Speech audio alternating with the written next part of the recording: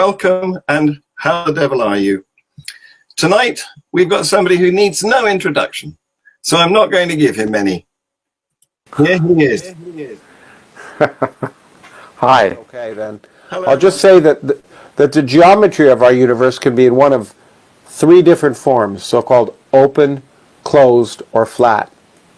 And the difference is just what light does, or what your coordinate axes do, x, y, and z.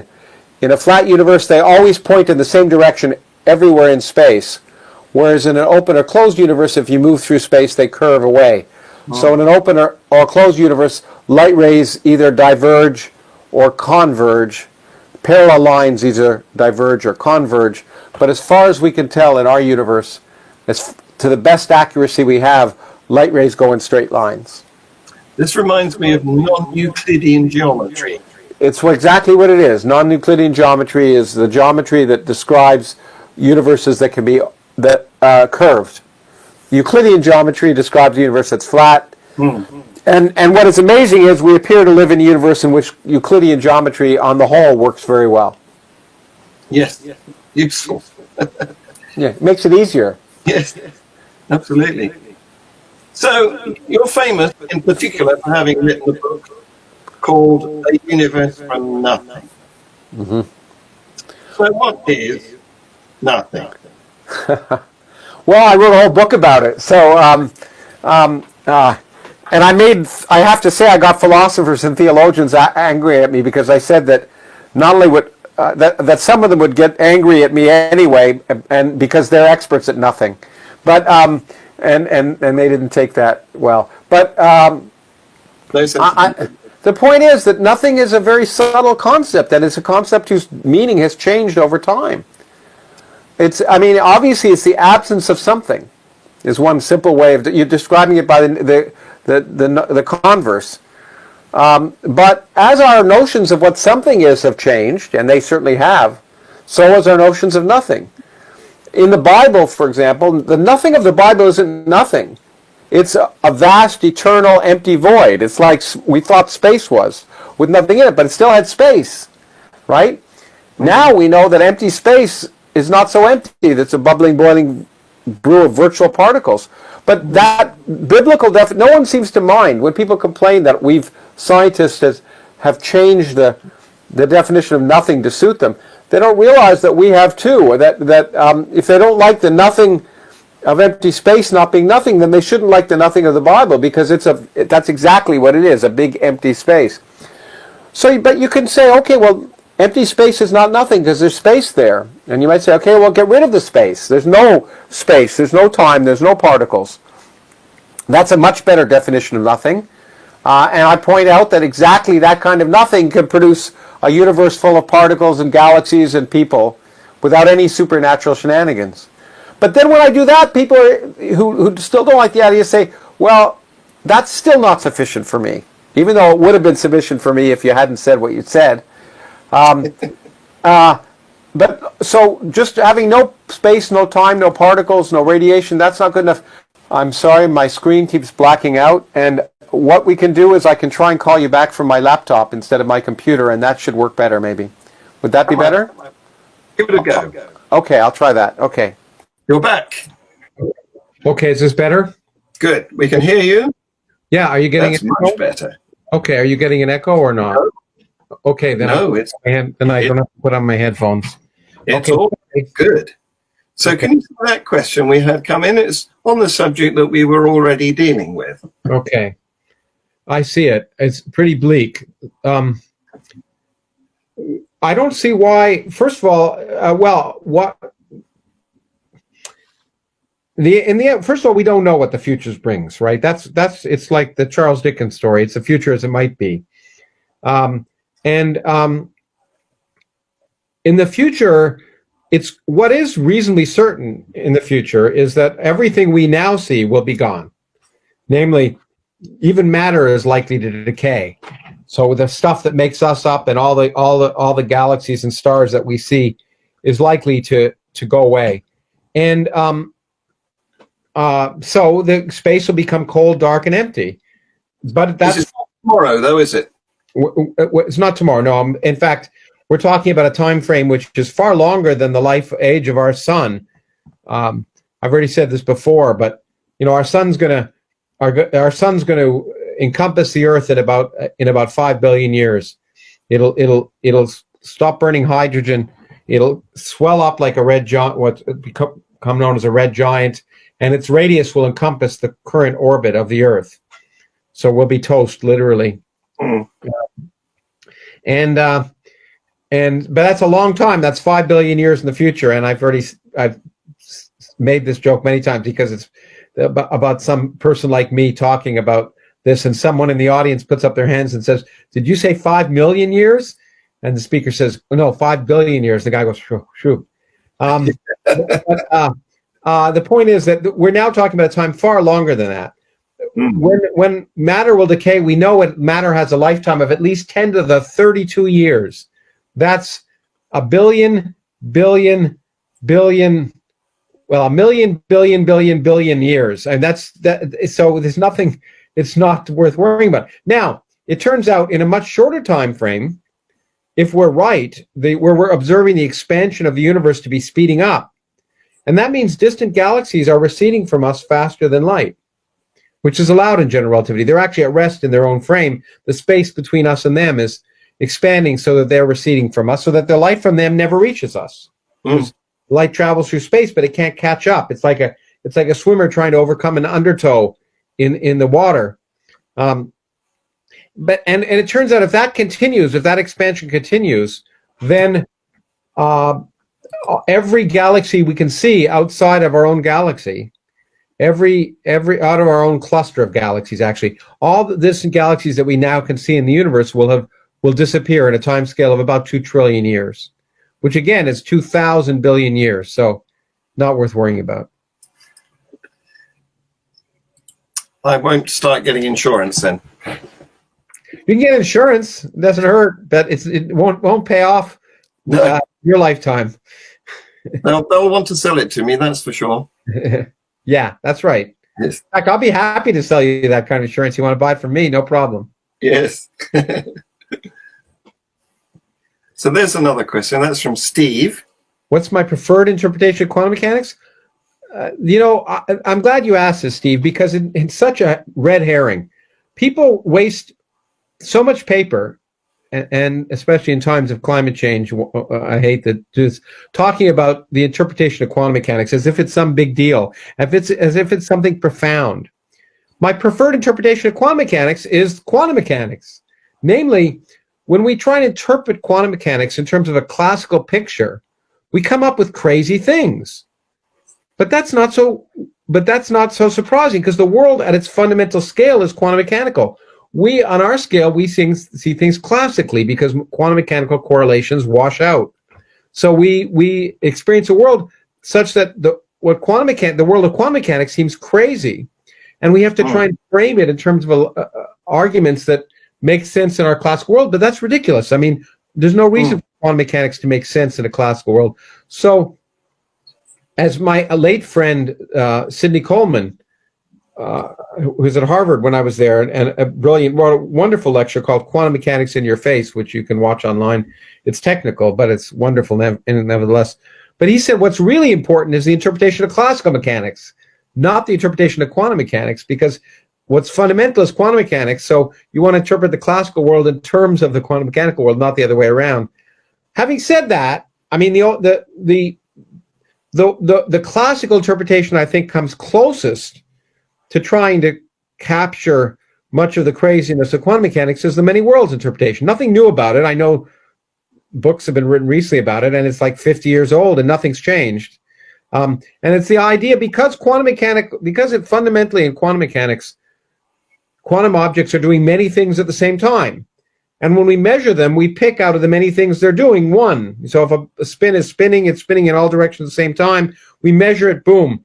Say it's spinning and it's pointing up this way.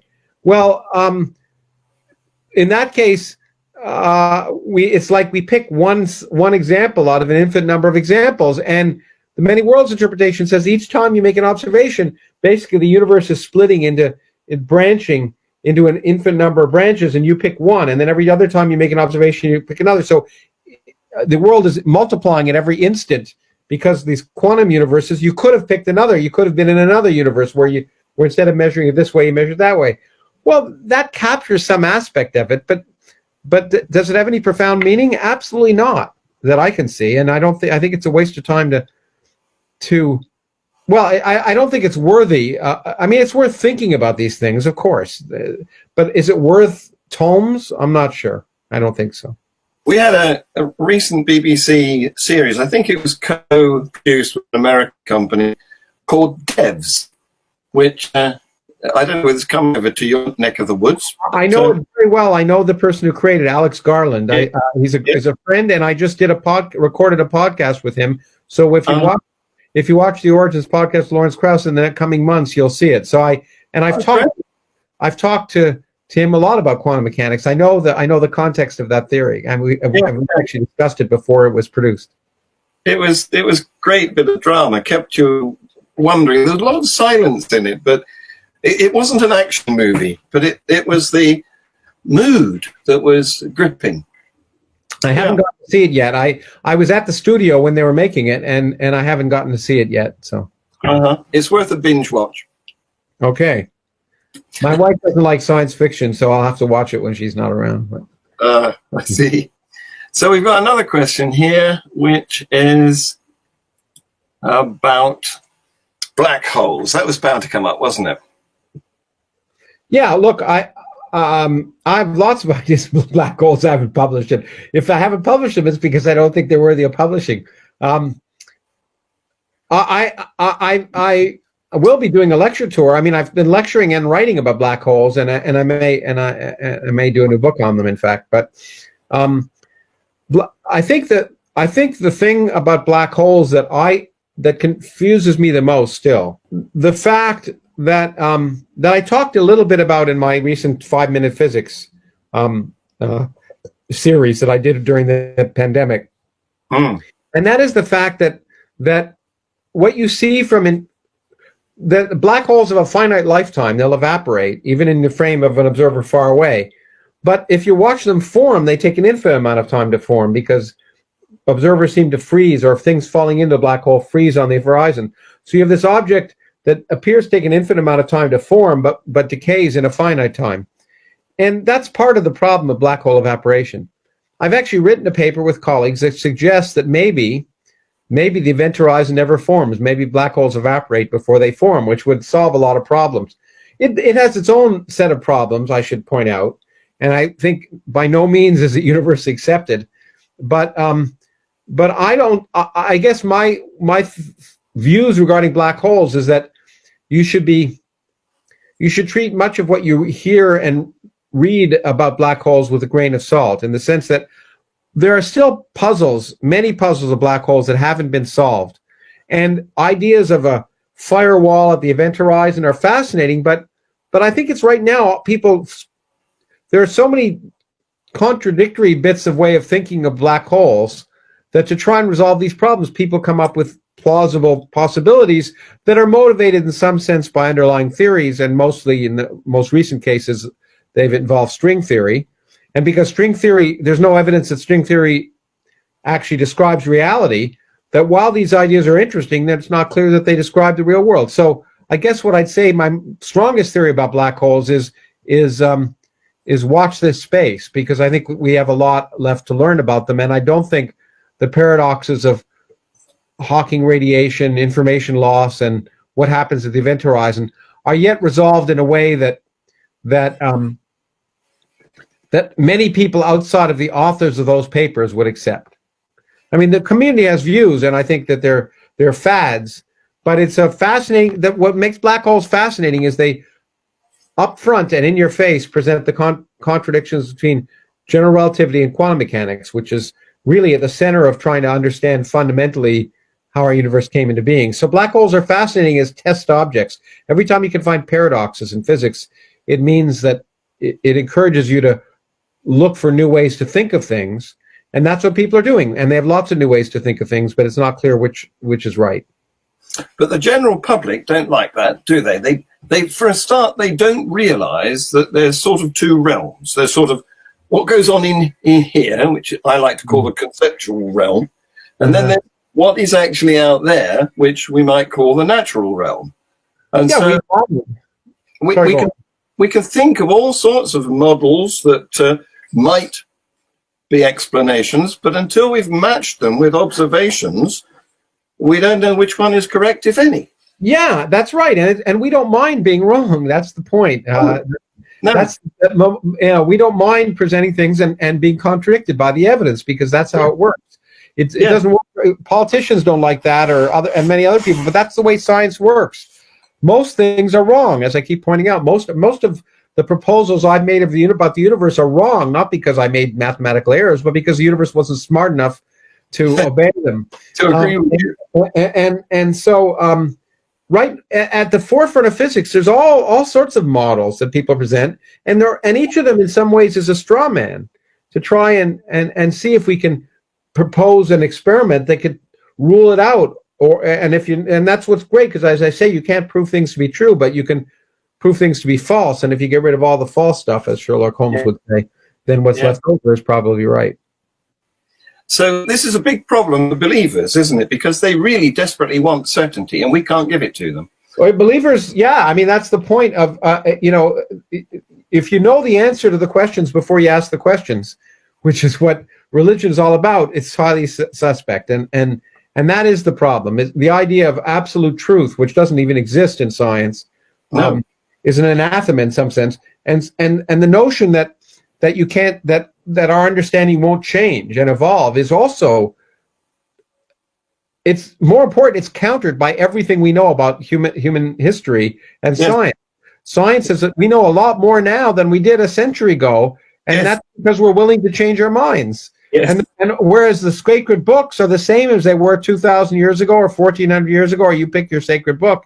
And the fact that they haven't changed is good evidence that they really never were right to begin with. So did you become an atheist, or were you born one? Well, look, I hate to label myself, as you know, but I don't label myself by things I don't believe. But neither do I. What happened is I grew into, in the modern parlance of an atheist. I was brought up and I read the Bible and I read other things. I grew up in a Jewish house, and I wanted to believe like most people do, just like I wanted to believe in Santa Claus or the Easter. Well, these are anyway. And all that happened was that as I learned more about the world, those stories became clear to me as fairy tales, and eventually I had to recognize that as much as I wanted to believe, that the statements made there were completely contradictory with everything I knew about the world, and they didn't have any insight. And so I it wasn't an epiphany. It was just a slow realization that, as much as I wanted to believe these stories, they obviously were nonsense. And I wish, I like to say that it was obvious to me when I was 5 years old they were nonsense. Yeah. Maybe intrinsically it was, but I was probably in my early teens before I was willing to, unabashedly say that. Yes. I don't call myself an atheist either, because like you, I think it's ridiculous to have a category that depends on a lack. Yes. Yeah, exactly. And I relabeled myself various times in honor of my late friend Christopher Hitchens. For a while, I called myself an anti-theist because I asked him, if you look at the God of the scriptures, the thing you'd want is that to be. But the term that I use anything now is an apatheist, because I don't give a damn. God is so relevant to everything that I do as a scientist and a human being that I don't even think about it. And that's the real important issue, because somehow people seem to think, and it's groups like the Templeton Foundation and others that have somehow given people this false impression that scientists worry a lot about God. They don't worry about God at all. I've been a scientist for 40 years. I never heard the term mentioned in any scientific meeting. It's an unimportant issue because you don't have to think about God to understand the universe. Interestingly, well, at least interesting to me, if it hadn't been for lockdown, I would have debated Hamza Zortzis, who I saw on YouTube. You debated a little while ago. Yeah, well, you were saved that. That's good. You should feel glad about that. Well, I did one in February with what's his name, Imran. No, can't remember, but another. Anyway, the point, the useful thing, if there was a useful thing in that debate, and I gather there are, because people have written and said they've gotten something out of it. It wasn't a pleasant experience for me, but was that they segregated it, and it was at the University College London, and Yes. and I objected, as you know, and the useful thing that came out of that is the public outcry as a result caused them to be rejected from being allowed to hold any public events and at universities because they weren't respecting the secular nature of the society in which they live. And so I suppose that was a useful byproduct. So this is something that we've been debating in our group for some time. Is maths real? Is it invented or is it discovered? Math. Oh, you mean math? Yeah, math. Sorry, it's Yeah, mathematics, as I would say. yes. Well, look, I mean, that's the kind of, I try to avoid those kind of philosophical questions. I think the point is, mathematics is a tool that describes the universe, and it appears to be it appears from everything we can say, the language in which nature operates, the appropriate language to describe nature. Now, obviously, it's a human invention, but in the sense that humans have, developed that, just like the standard model of particle physics is a human invention. But That's not just what we discovered at the same time, because what we discover is that those rules work. And we discover, more importantly for mathematics, that generally they work to describe the universe. Although the important thing about mathematics is it describes a multitude of universes, only one of which is ours. And mathematicians, therefore, don't have to worry about reality. We physicists do. And I think Hermann Weyl, I wrote in one of my books at the end that he used to say, when, as a mathematician, he often had to choose between truth and beauty. And in all cases, he chose beauty. Mathematicians have that luxury, but physicists don't. At least physicists other than string theorists. Yes, well, a lot of people don't realize that maths is modeling, or science is modeling. And it's a summation to reality. There's no scientific theory that's absolutely true on all scales. In fact, we have a rigorous way of proving that. And so they're all models of reality that are ever better models. But the language to describe those models is not English or Czechoslovakian or any human language except for math. Math is the only way to capture properly models, is the only way to model the universe in a way that works and allows you to make predictions. Yes. And if the equations don't work, then we make better equations. Yeah, well, if the equations don't work, or we throw them out. If your predictions don't work, you throw them out, or you refine them depending upon the model and what the predictions are and everything else. And so, but mathematics is a language of modeling that and for some reason that that is amazing, it happens to be the right language to describe nature. And it's because mathematics has many more things than it has more things than just a grammar. It has interconnections that other languages don't.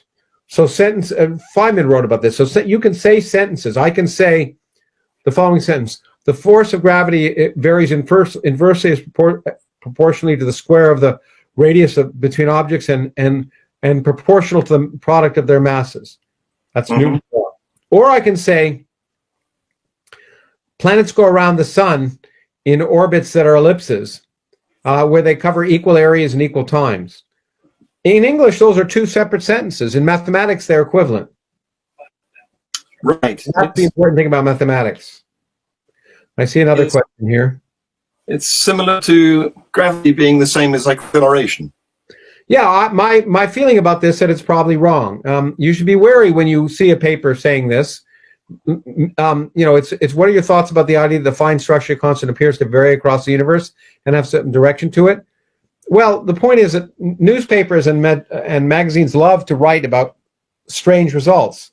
What they never write about is when the strange results aren't confirmed.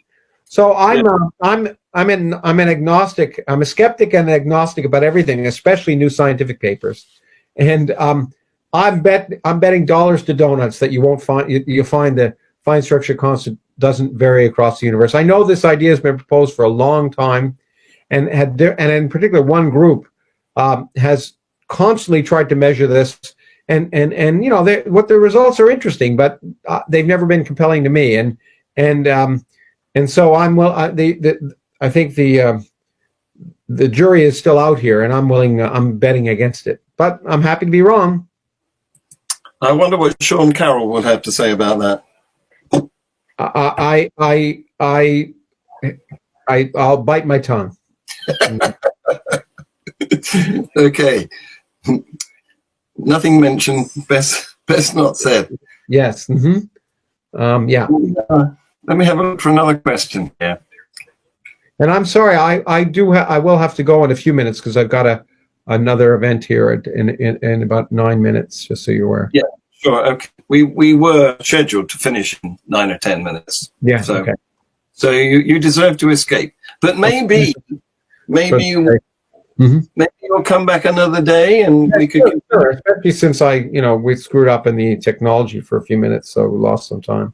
Yeah. Thank you. So what have we got here? We've done the fine structure constant. What else have I got in my list? Why is there plenty of matter and no antimatter? Well, I don't know whether we can talk about that in this little bit of time. It's the question. It's one of the questions at the heart of applying particle physics to cosmology. It's the thing that got me and many other people into cosmology, because a sensible universe should have equal amounts of matter and antimatter, in the sense that matter and antimatter weigh the same amount. In the early universe, if you had a lot of energy in the form of radiation, and it could create matter, as can happen in particle physics, it should create equal amounts of matter and antimatter. And in order to have a universe with more matter than antimatter, you need very specific rules that Andrei Sakharov, who was the dissident Soviet physicist and father of the Soviet H-bomb, came up with these 3 rules that the laws of physics need to have in order to create dynamically a universe which has more matter than antimatter. Because what happens is if you don't need a lot more matter than antimatter initially. Right now we don't see any antimatter. But the point is there could be a lot of matter and antimatter in the early universe, but if there was a slight asymmetry, all the matter annihilates, except there are just a few parts over in any given volume, and that's enough to account for everything we see. So we now see about 1 to 10 billion particles of light, photons, for every proton in the universe. And if matter and antimatter are annihilated early on, and every particle of matter annihilated with a particle of antimatter producing photons, then all you need is an asymmetry of 1 part in a billion early on, so that you eventually leave only matter left in the universe. And that's the idea behind most of the physical theories we have for why we live in a universe made of matter alone, which is that there was a very slight asymmetry, and then if you have that slight asymmetry, it could be explained. It can explain everything we see. The big problem is what created the slight asymmetry. And the answer is we don't know. We know what the requirements of the theories are, and when Sakharov proposed those theories in 1967, the physical models that we had of the universe didn't have any of those features. Now the models we create have all of those features, and we don't know if any of them are right, but we certainly could create models that do what's required, but we don't know if nature obeys those models, and unfortunately, it's difficult to experimentally test, although there are ways, and we build these big detectors called proton decay detectors, which if a proton ever decayed, that would be evidence that matter could disappear. And we think it does, but we now know that the lifetime of a proton is bigger than 10 to the 32 years, so you have to build bigger detectors. How can you do that, right? If a proton lives much longer than the age of the universe, how can you measure its lifetime? The answer is you get a lot of protons, because quantum mechanics is probabilistic. If the average proton decays in 10 to the 32 years or more, all you need is 10 to the 32 protons, and on average, one of them will decay every year. And that's why we have these huge underground water detectors trying to look for protons to decay, and we haven't seen any yet. If we do, it'll give us some better idea of how the universe came dominated by matter. Wow. So I'm not going to ask you whether the Big Bang is really the start of the universe, because that would take too long in the remaining time. Yeah, well, the answer is we don't know. Yeah, okay. Something like the Big Bang is the start of our observable universe. If it's the start of everything, is a very different question. and mostly metaphysics. But I think many people would say now that it's not likely the start of everything. It's just the creation of our universe, which is pretty relevant for us since most of us live in our universe, except for say the president of my country and maybe the prime minister of yours. But anyway, maybe that's a good way to end. Is that a good way? Is that okay to end it that way? And I'll come back again after I've interviewed enough people. Before we get on much of a slice there, I think. Okay. Yeah.